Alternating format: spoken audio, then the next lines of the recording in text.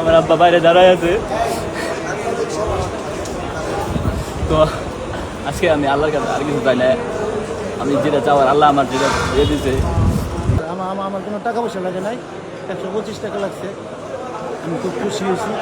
আমি রিক্সা গালায় খাই, গরিব মানুষ, আমার ছেলে চাকরি হয়েছে, আনন্দ আমার মুক্ত হয়ে গেছে। আল্লাহর কাছে আমার লাখ লাখ শুকরিয়া আদায় করি। তো আমি ছোটো থেকে পুলিশের প্রতি আগ্রহ ছিলাম, পুলিশ হবো এরকম একটা ইচ্ছা নিয়ে ছোটো থেকে বড় হয়েছি। আমি কোনো দালালের হাত ধরি না, আমি নিজের মেধায় নিজের যোগ্যতায় 120 টাকা দিয়ে চাকরি নিয়েছি। আপনারা সবাই আমাদের জন্য দোয়া করবেন।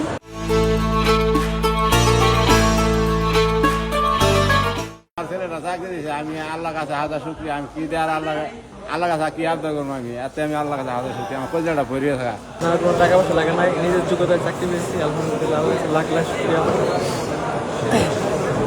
আমি প্রথমে এটা আবেদন করি, অ্যাপ্লাই করার পর আমি এখানে দৌড় টেকার পর তারপরে পরীক্ষা দেই। পরীক্ষার মাধ্যমে আমি উত্তীর্ণ হই।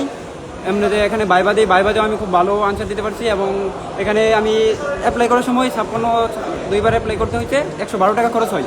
এই 112 টাকার মাধ্যমে আমি চাকরিটা পেয়েছি এবং কি এটা আমার বাবা মার জন্য অনেক আনন্দের বিষয়।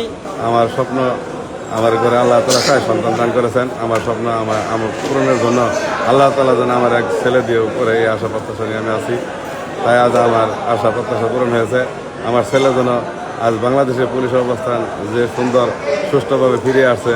যে মেসেজটা আমরা সবসময় বলার চেষ্টা করি যে আমাদের এই নিয়োগ প্রক্রিয়া এবং আমাদের যে ডিপার্টমেন্টাল যে প্রমোশনের প্রক্রিয়া, এটা এখন শতভাগ স্বচ্ছতা এবং শতভাগ মেধার ভিত্তিতে, যোগ্যতার ভিত্তিতে হয়ে থাকে।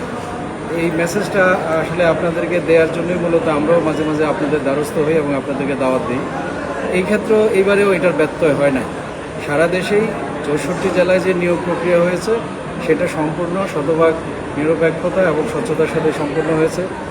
আর যত ধরনের নিয়োগ প্রক্রিয়া বাংলাদেশে হয়, আপনারা জানেন যে এখন ডিজিটাল যুগ, এইসব ডিভাইস ব্যবহার করে অনেকেই দুষ্টমি করতে চায়, অনেকেই এগুলোর ফায়দা নিতে চায়।